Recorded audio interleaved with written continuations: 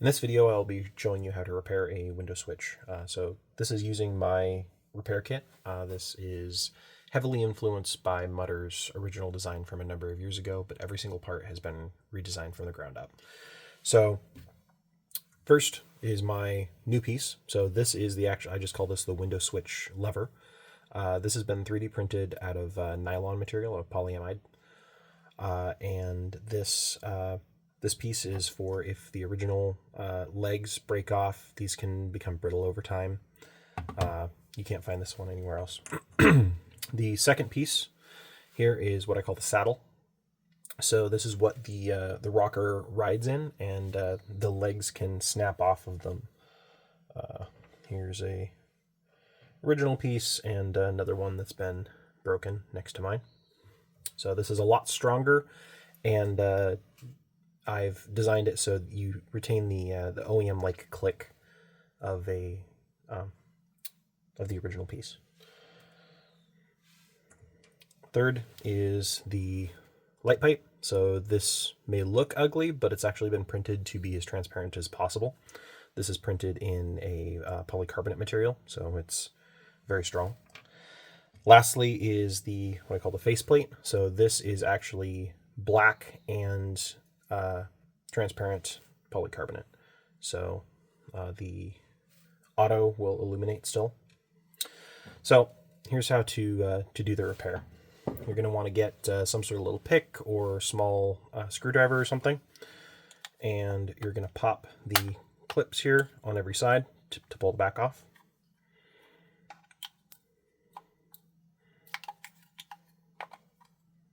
Doing this on camera is a little bit more difficult.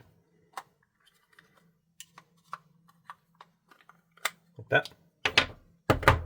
Then you can pull out the circuit board. Make sure that these switches don't get moved. Now you're left with this piece. Take your little screwdriver or something and pop it in the side like here. Pop the switch off. Just pull one side, then the other.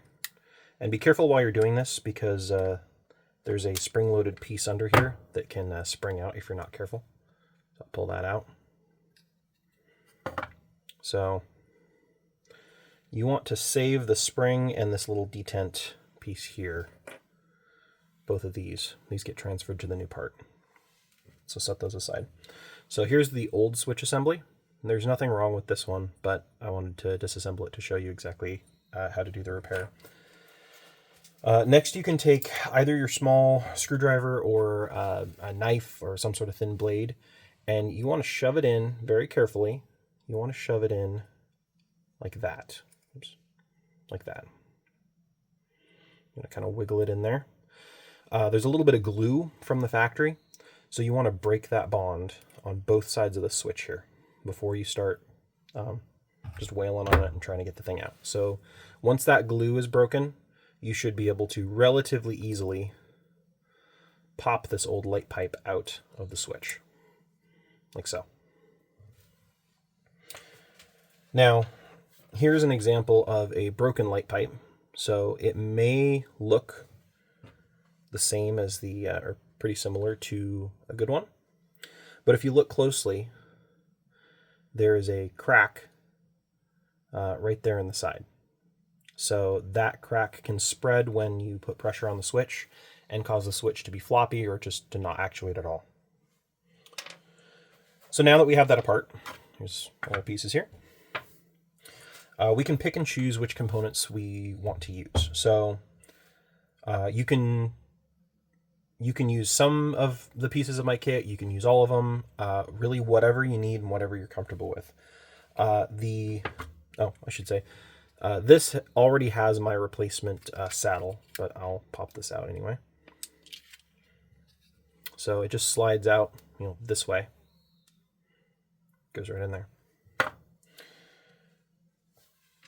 So to install that, assuming that that's broken, that is the number one failure point of these switches that I have seen. We're going to take the replacement saddle, and there's a slightly indented side of that. It's kind of rounded a little bit there. We're going to take the switch, and we're going to point the rounded part that way. So we put it in this way. We can press that in like so. Make sure it's lined up right in the middle there. Looks like mine slid in perfectly. Make sure it's fully seated. There we go. So now I'm gonna act like this piece is broken. So I'm gonna set that to the side, and I'm gonna use the light pipe and everything that I've designed. So it's up to you whether you want to glue these pieces. I've left them separate because some people haven't wanted to, but you can place a dab of super glue like right on the top of the light pipe here. Set this in place, and you can glue those two pieces together so they are functionally identical to this single piece. You don't have to do that. Not gluing them looks like it puts a little bit less stress on the parts, but you get a little bit more flex. It's a little bit floppier. Not quite as nice of a feeling if you leave them separate. So you can take your original switch or my replacement switch here, put these two pieces together, glue them if you'd like,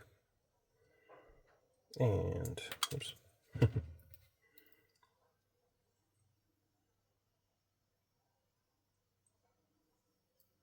It's difficult to do on camera here. Hold on.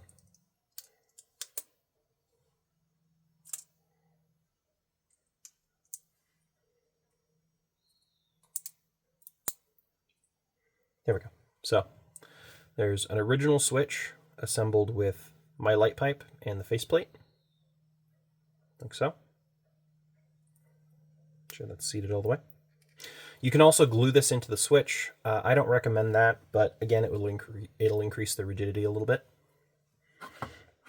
Now, make sure that you have put your saddle in place and that it's oriented in the correct direction. Again, that's with the little semicircular cutout, if you're looking at it face up to the driver's side, to the left.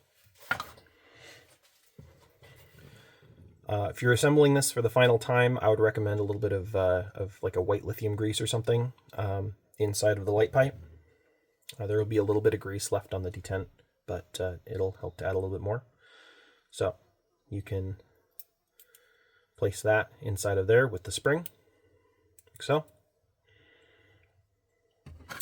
And then you want the arm on this piece to be facing your passenger side. So it's going to be assembled like so. So you can just take that, snap that into place. So now we retain a relatively clicky feel. There's up, there's down, and then you still have the second click for auto. And it's difficult enough to trigger that you're not going to be accidentally punching it while you're driving. So then from there, we can just reassemble the whole switch. Take the circuit board here, place that back in there. Make sure you haven't switched this to the to a different position. Then we can snap the back together, and that is a rebuilt switch.